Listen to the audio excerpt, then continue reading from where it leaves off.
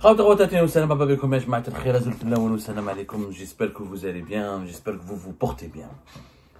Vous êtes tous certainement choqués et indignés par la polémique qui a éclaté autour d'un historien, pseudo-historien, ou celui qui se prétend être un historien, un certain Mohamed Lamine Belghit, qui a prononcé des propos, qui a tenu plutôt des propos extrêmement choquants, extrêmement haineux et discriminatoires sur la chaîne de télévision émirati Sky News Arabe depuis 48 heures. On a déjà parlé aujourd'hui dans une première émission des tenants et des aboutissants de l'hypocrisie qui entoure cette polémique, on parle beaucoup des Émirats, mais on ne parle pas du personnage lui-même, Mohamed Lamine Belghit, qui est à l'origine de la polémique, parce que la journaliste de Sky News lui a posé une question qui se justifiait dans le contexte de l'interview, parce qu'il a tenu déjà auparavant, bien avant cette interview, des propos où il a fait des analyses plutôt qui lient la question complexe des Amazirs et des droits des Amazirs en Algérie avec le développement de la crise politique entre l'Algérie et la France. Mais Mohamed Lamine Belghit, c'est un personnage sur lequel il faut s'attarder, parce que ce personnage illustre, à mon avis, le projet idéologique qui se cache derrière la crise avec la France. Il y a de cela quelques jours, je vous avais fait une analyse dans laquelle je vous avais prévenu que la crise entre l'Algérie et la France n'oppose pas uniquement des dirigeants algériens et des dirigeants français, qu'elle ne concerne pas uniquement des problèmes qui peuvent être résolus autour d'une table de négociation, que le sentiment ou le projet anti-français en Algérie et que les extrémistes et les zélateurs qui essaient d'exploiter la crise avec la France ont un projet idéologique, sont liés à un courant au sein du pouvoir algérien, au sein de la société algérienne. Il est extrêmement fort, il est bien enraciné, mais au sein du pouvoir algérien, ce courant essaie de se développer coûte que coûte, en utilisant à chaque fois, en surfant plutôt à chaque fois, sur les vagues houleuses des crises politiques et diplomatiques entre l'Algérie et la France. Ce courant, c'est le courant BDC à Novembaria, ce courant religieux et conservateur, avec une coloration islamiste, mais un islamisme light, et pas l'islamisme pur et dur de celui qui a voulu prendre le pouvoir durant les années 90 en Algérie. Je m'explique point par point. D'abord, Mohamed Lamine Belghit, il faut le comprendre, il faut connaître sa biographie pour comprendre le personnage et pour comprendre pourquoi il a été rapidement utilisé par ce courant arabo-conservateur ou arabo-islamiste dans le cadre d'une opération idéologique qui a des objectifs bien précis. Et vous allez le voir, je vais vous dire quels sont ces objectifs dans un petit moment. Mais Mohamed Lamine Belghit est un soldat idéal pour ce courant-là dans cette offensive contre tout ce qui a un lien avec la France en Algérie. Pourquoi? Mohamed Lamine Belghit, il est de Tbessa. Il est né en 1956. C'est un fils de Shahid.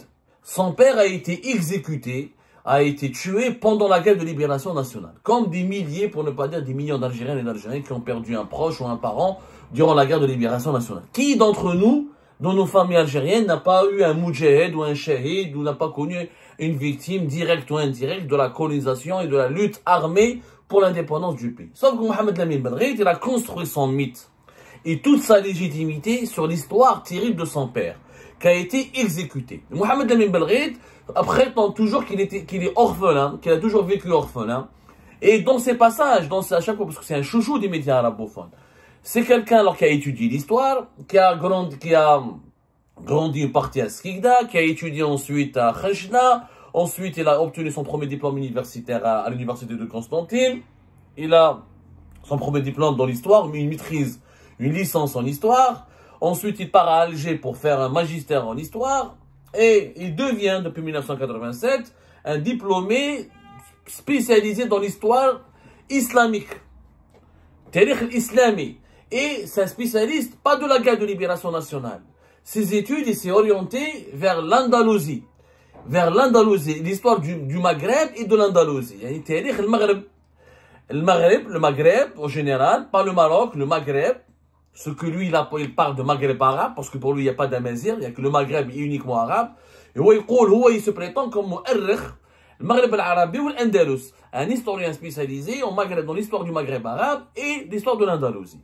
Mais en 2003, il a été promu professeur de l'enseignement supérieur Et en 2007, il a été pratiquement permanenté comme enseignant à l'université d'Alger. Et il a dirigé déjà ce monsieur que vous avez vu à Sky News, que beaucoup d'Algériennes et d'Algériens ont découvert sur Sky News Arabe, est extrêmement connu dans le monde universitaire et dans le monde universitaire notamment, et dans le monde académique, et notamment dans les milieux arabophones et dans les milieux des partis, par rapport au parti Ba'ath, le parti en Irak et en Syrie, c'est-à-dire ce courant pan-nationaliste, pan-arabe, qui fait de l'arabité une cause sacrée, supérieure à toutes les autres, qui ne reconnaît pas la diversité des sociétés arabes et des sociétés du monde arabe. Pour lui, le monde arabe, c'est l'islam et l'arabité, ça s'arrête là. Pas de place aux minorités, pas de place à la diversité, pas de place à la pluralité. Il était connu au sein de l'université algérienne, notamment auprès des milieux arabophones. Et d'ailleurs, il a été même le président du conseil scientifique de la faculté des sciences islamiques de l'université d'Alger, de 2011 à 2016. Donc, il a dirigé des études, il a dirigé des soutenances, il a dirigé des thèses universitaires. Et c'est un spécialiste, lui, il prétend être un spécialiste de l'histoire de l'islam et de l'histoire de la civilisation musulmane et de l'histoire de l'Andalousie et du Maghreb notamment. La présence musulmane ou la civilisation musulmane ou la civilisation islamique, chacun peut utiliser des concepts, on utilise des concepts différents selon les tendances idéologiques des uns et des autres, selon les positionnements idéologiques des uns et des autres, parce qu'il y a des historiens qui affirment, qui ont l'honnêteté de dire que la présence arabe au Maghreb, elle a été une forme de colonisation, qu'il y avait de la violence, qu'il y avait de l'esclavage, c'est une présence qui a été imposée aux habitants originaux de la région, et d'autres qui sont pas honnêtes, qui ont peur qui font partie de la doxa politique des pays, des États de la région, qui veulent nous faire croire que les Arabes sont venus tout miel, tout sucre dans la région du Maghreb, et que les Berbères qui habitaient cette région les ont accueillis avec des bisous et des youyou. Ce qui n'est pas vraiment vrai, mais bon, les historiens sont divisés sur cette question dans les pays maghrébins, y compris au Maroc, y compris en Tunisie. C'est un point extrêmement sensible, surtout en Tunisie et en Algérie. Il y a vraiment un point très sensible. Beaucoup ne veulent pas reconnaître, ne veulent pas comparer la présence arabe au Maghreb aux formes de colonisation ou de présence coloniale que la région a vécu avec d'autres puissances historiques ou avec d'autres civilisations comme les Romains, comme les Ottomans, comme les Français, etc. plus tard. Bon, c'est pas grave. Je comme le Seyid, ce personnage, Mohamed Lamine Belrid, a construit sa légitimité sur l'histoire de son père. Comme c'est un fils de shahid, il a toujours accédé à tous les postes de pouvoir. En réalité, sur le plan académique, il a toujours été faible. Il a toujours été faible. Il n'a jamais été un grand spécialiste de la guerre de libération nationale. Mais comme l'histoire de son père, elle est touchante, exécutée, ou apparemment son corps a été déchiqueté sur trois coins différents de l'Algérie. Donc il a une histoire terrible. L'histoire de son père lui a permis de rentrer par effraction dans le monde des historiens spécialisés de la guerre de libération nationale. D'ailleurs, il a collaboré avec la chaîne Biled, il a fait une série sur l'histoire de l'Algérie avec la chaîne Biled, etc. Et Oulef Chorour, de 2019 à 2024, il a fait pas mal d'interventions, et toujours ces interventions ont suscité la polémique. Quand il parle de l'émir Abdelkader, quand il parle de la guerre de libération nationale, par exemple, c'est pas la première fois qu'il suscite des polémiques. Par exemple, en 2021, en juin 2021, il a parlé d'Emir Abdelkader, il a donné des détails historiques totalement faux de l'histoire d'Emir Abdelkader. Ensuite, quand il parle du déclenchement de la guerre de libération nationale, toujours dans une émission sur Chorour en 2021, il dit que c'est Abdel Nasser qui a demandé à Ben Bella qui lui a donné le feu vert pour déclencher la guerre de libération nationale, laissant entendre que la guerre de libération en Algérie, c'est l'œuvre des services secrets égyptiens et c'est l'œuvre de Gamal Abdel Nasser, et que les Algériens ne sont pas autonomes, n'ont jamais été autonomes, qu'ils étaient quelque part des agents de l'Égypte qui voulaient sortir la France et libérer l'Algérie de la France pour la donner ensuite à l'Égypte. C'est ce qu'il a laissé entendre, mais il n'a pas dit tout ça, mais il a laissé entendre cela en faisant remarquer que c'est Abdel Nasser qui a donné le feu vert pour la révolution à Ben Bella. Bon, c'est-à-dire la révolution algérienne était inféodée, alors que la révolution algérienne n'était ni inféodée à personne, c'est une révolution populaire qui sort des entrailles du peuple algérien. Donc, ces prises de position et ces déclarations ont toujours suscité la polémique. Mais comme je vous disais, comme c'est un fils de shahid, et comme il a utilisé les fils de shahid en Algérie, malheureusement, ils ont un lobby très puissant au sein de l'État algérien. Surtout dont les parents ont été tués dans des conditions atroces durant la guerre de libération nationale. Ils utilisent le parcours et l'histoire terrestre de leur père et de leurs parents pour se construire une légitimité. Ils en font même un fonds de commerce. D'ailleurs, Adam Lamine Belghit, il a fait un fonds de commerce avec l'histoire de son père. En 2024, il est parti sur le pleurer. Il a carrément pleuré sur la chaîne de télévision, sur le plateau de la chaîne de télévision de Bilal. Yibki, on a côté team, on a ma'addish, on a les Français, etc. En 2024, alors que dans notre culture algérienne, notamment, lui, il est de Tbessa, etc., il y a une certaine pudeur. Les gens de Tbessa peuvent vous le dire, comme tous les Algériens, quand nous avons un drame personnel, c'est très rare où un Algérien peut dépasser cette pudeur pour aller raconter sa vie privée sur les chaînes de télévision, d'autant plus que ce drame est survenu durant la guerre de libération nationale. Mais bon, il a toujours utilisé l'histoire de son père comme un fonds de commerce. C'est ce qui lui a permis d'accéder à des postes prestigieux au sein de l'université algérienne. Il a toujours été utilisé, invité, on lui a toujours déroulé le tapis rouge à chaque fois qu'il y avait un événement historique en Algérie. Allez voir l'Horizon, Moudjahid, l'UNTV, l'APS, quand il s'agit de commémorer les événements du 6 mai, du 8 mai 45, quand il s'agit de parler de certains événements importants de la guerre de libération nationale, les congrès, les journées universitaires, il est toujours à la une. Les salons du livre d'Alger, 6 livres sont publiés rapidement, promus, traduits dans plusieurs langues, alors que leur fondement scientifique a toujours été contesté par d'autres historiens algériens. Mais c'est pas grave.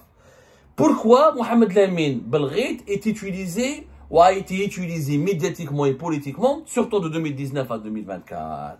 C'est là où il s'est fait le plus connaître, durant la crise politique du Hirak. Parce qu'avant 2019, il n'était pas un personnage médiatique. Mais de 2019 à 2024, partout, Chourouk, Nahal, Biled, les congrès, l'université, pourquoi? Parce qu'à l'époque, on avait lancé un projet idéologique avec le courant Badissi al-Novembaria qui a été utilisé pour éliminer et diviser et écraser le Hirak. Badissi al-Novembaria, on en a déjà parlé. En résumé, c'est quoi? C'est les conservateurs religieux qui se prétendent de l'héritage de ulama al-Muslimin, plus des nationalistes arabisants et arabophones ba'thistes, c'est-à-dire du parti Ba'th, le panarabisme avec ancien, etc., qui ont fait alliance en Algérie, qui ont fait alliance pour diaboliser, pour lutter, pour éliminer tout ce qui est berbère, tout ce qui est kabyle, tout ce qui est francophone. Voilà les trois dimensions qui les dérangent. À l'enclenchement, ce mouvement, il existait un peu avant 2019, mais c'était des idées, il n'était pas structuré. Après la crise politique de 2019, à l'époque de Gaïd Salah, Wassine Bouazza et les services secrets algériens à l'époque, où l'entourage ou l'état-major de Gaïd Salah, ont décidé de structurer ce mouvement. Pourquoi? C'est-à-dire récupérer les Mohamed Lamine Belghit, les Kettel, les Rafel Habs, Kettel, comment il s'appelle Kettel avec le journaliste, les Rafel Habs, etc.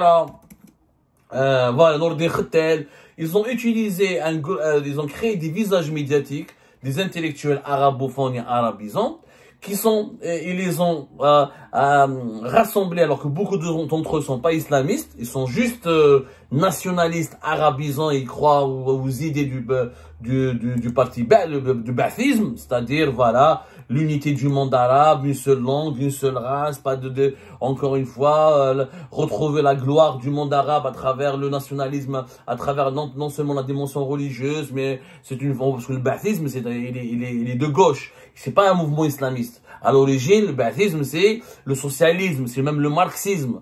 Mais c'est l'unité du monde arabe à travers l'arabité.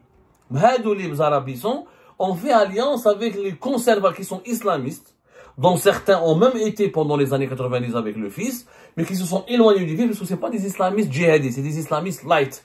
On les appelle les islamistes light. C'est-à-dire c'est des islamistes de seconde souche, pas de pure souche, qui ont une autre stratégie, qui n'appellent pas la violence. Ils veulent changer le pouvoir en pénétrant le pouvoir, en manipulant le pouvoir de l'intérieur.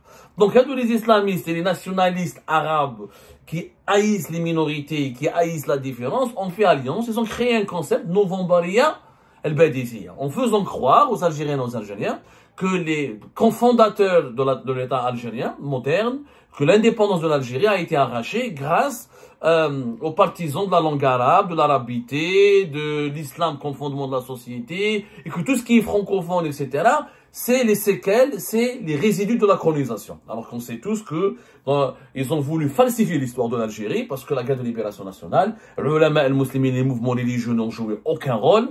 Ils n'ont même pas soutenu la révolution. Ils étaient même, une partie d'entre eux étaient même contre cette révolution, contre cette mouvance, contre le mouvement armé. De deux, la majorité des pères fondateurs de la révolution algérienne étaient davantage des francophones, des gens de gauche, et très ouverts d'esprit, et très peu d'entre eux étaient des arabisants et des partisans du Ba'ath ou du Ba'athisme, ou là des partisans excessivement religieux. Et ça, vous pouvez, il y a suffisamment d'éléments biographiques et bibliographiques qui démontrent la justesse des propos que je viens de tenir. Mais le problème, c'est quoi? En 2019, ils se sont structurés pour s'attaquer à trois choses, encore une fois. Les Kabyles, les Berbères en général et les Amazirs en général, et les francophones. Pourquoi? Parce qu'ils pensent, ils ont à juste titre, que en Algérie, l'esprit critique, d'abord au sein de la société, c'est beaucoup plus les francophones. Parce que quand on est francophone en Algérie, comme il n'y a pas beaucoup d'anglophones en Algérie, comme il y a pratiquement très peu d'anglophones, le français permet d'avoir une ouverture sur l'international. Et d'avoir des connexions avec la presse francophone internationale. Et d'accéder à des idées critiques, à d'autres idéologies, à d'autres idées, à d'autres ouvertures d'esprit. Il y a un style de vie différent de celui que les conservateurs religieux et les arabisants veulent imposer à la société algérienne. De un. Les Kabyles ont soupçonné, comme le Hirak était pratiquement né à Khrata en Kabylie, etc., on a toujours soupçonné la Kabylie d'utiliser le Hirak pour ensuite arracher son indépendance, ou son autonomie, ou imposer une kabylisation du pouvoir, etc. Donc la Kabylie faisait énormément peur à ce courant, et plus la Kabylie, 70% de la diaspora algérienne en France, entre 60, il n'y a pas de statistiques qui le prouvent, mais un constat empirique qui est très facile à faire, entre 60 à 70% des demandeurs de visa pour la France en Algérie viennent de Kabylie, et entre 50 à 60%, voire jusqu'à 70% des Algériens qui se sont installés en France sont d'origine kabyle. Donc la Kabylie, c'est la région qui entretient le plus de liens humains et historiques avec la France. Et le nombre de francophones le plus important au pays et au centre du pays, ou en Kabylie, ou à la capitale, ou ils sont d'origine kabyle, ou ce sont des Kabyles qui sont installés à Alger, mais c'est la région où on parle le plus le français. Et là où on parle le français, là où on est kabyle, là où on est amazigh, donc on est différent. On n'est pas pour l'idéologie dominante, l'arabe comme langue officielle uniquement, nous sommes arabes et musulmans uniquement, alors qu'en Kabylie, il n'y a pas que des musulmans, il y a des chrétiens, il y a des protestants. La Kabylie incarne cette Algérie diversifiée, cette Algérie combattante, cette Algérie critique, cette Algérie qui est une mosaïque, cette Algérie ouverte sur le reste du monde, cette Algérie connectée à la mondialisation, à travers sa diaspora, à travers son ouverture d'esprit, cette Algérie où la femme peut porter une mini-jupe, où la femme peut porter le voile intégral, si elle le veut, c'est la femme, elle peut participer à un film, comme elle peut ne pas voir un film, la femme qui peut tout faire, rentrer dans un café, comme ne pas rentrer dans un café. C'est l'Algérie du vivre ensemble, l'Algérie moderne. La Kabylie est un concentré de la modernité à laquelle aspire l'Algérie. Faut dire la vérité, ni plus ni moins. C'est ça la réalité, et ça les dérangeait. Ils avaient d'abord, il faut savoir que Gaïd Salah, avant même le Hirak, son obsession, sa peur, c'était que Ahmed Yahya devienne président. Gaïd Salah, en 2018, et un jour, il faudra qu'on raconte cette histoire. De 2017 à 2019, Gaïd Salah a tout fait pour bloquer, pour que Ahmed Yahya ne devienne pas successeur à Abdelaziz Bouteflika. Il le détestait. Au point où des personnes sont parties voir Gaïd Salah pour lui dire « Mais pourquoi tu le détestes à ce point ?» Et toutes les personnes qui ont rencontré Gaïd Salah me l'ont dit, moi personnellement, l'ont dit à Abdou, on a toujours senti un côté irrationnel. En réalité, il n'aimait pas Yahya parce que Yahya était un Kabyle. Et Gaïd Salah avait peur qu'un Kabyle devienne président. Avant le Hirak, quand le Hirak a démarré, la Kabylie, la kabilité, l'amazirité, l'esprit critique, la francophonie de certaines élites qui menaient le combat au sein du Hirak, et la connexion entre le Hirak d'Algérie et la diaspora algérienne en France a fait énormément peur au pouvoir algérien. Donc, le pouvoir algérien à l'époque Gaïd Salah s'était rapproché. Gaïd Salah s'était éloigné du courant. Le pouvoir algérien a deux courants. Le courant, ce qu'on appelle les courants éradicateurs, les courants anti-islamistes. républicain, éradicateur, aucun compromis, aucune concession avec les islamistes, aucun compromis avec l'idéologie religieuse et arabisante. C'était les généraux des années 90, essentiellement des francophones. Ils ont tous fait l'armée française et ils se sont tous intégrés ensuite l'armée nationale de libération nationale plus tard, au cours de la guerre ou juste après la guerre. Et c'est eux qui ont créé, quelque part, qui ont permis de façonner l'armée nationale et populaire après l'indépendance du pays. Les Khaled Nazar, leur symbole c'est Khaled Nazar, Mohamed Touati, l'Arbi Belkhair, etc., etc. Donc c'est le courant éradicateur républicain qui sont beaucoup plus francophones et qui sont anti-islamistes et qui ont un regard très critique sur tout ce qui est arabisant et tout ce qui vient du Moyen-Orient. Ils se méfient. L'autre courant, c'est le courant moyen-orientaliste au départ, le rapprochement avec l'Égypte, le rapprochement avec l'Irak, le ba'thisme, l'arabité, l'arabisation forcée, etc., auquel Boumediene était un peu proche, même Boumediene a pris ses distances, mais ce courant continue d'exister. Et Gaïd Salah fait partie beaucoup plus de ce courant-là, il est beaucoup plus proche de ce courant-là. Donc, en 2019, le courant éradicateur, l'emprisonnement de Général Toufir, les condamnations, la traque de Général Khaled Nazar, Mohamed Jebay l'ont mis en prison, le courant éradicateur républicain francophone, a reculé au détriment d'un courant de Gaïd Salah qui a fait alliance avec Al-Badissi et Novembaria pour asseoir sa légitimité. Quand Gaïd Salah est mort, avec l'arrivée d'Abdelmajid Tebboune, Saïd Chengriha, le patron de l'armée algérienne, il est lui-même membre du courant anti-républicain, anti-islamiste, éradicateur. Il lui-même est un francophone, lui-même il est pas du tout religieux, il est extrêmement ouvert d'esprit, c'est pratiquement un laïc, il est très laïque, c'est Chengriha, et il a un rapport décomplexé il est beaucoup plus proche du monde occidental, que ce soit la culture russe ou la culture occidentale, mais c'est pas du tout quelqu'un qui est proche idéologiquement, là, il n'a pas d'affinité avec tout ce qui vient du Moyen-Orient et tout ce qui vient du monde islamique.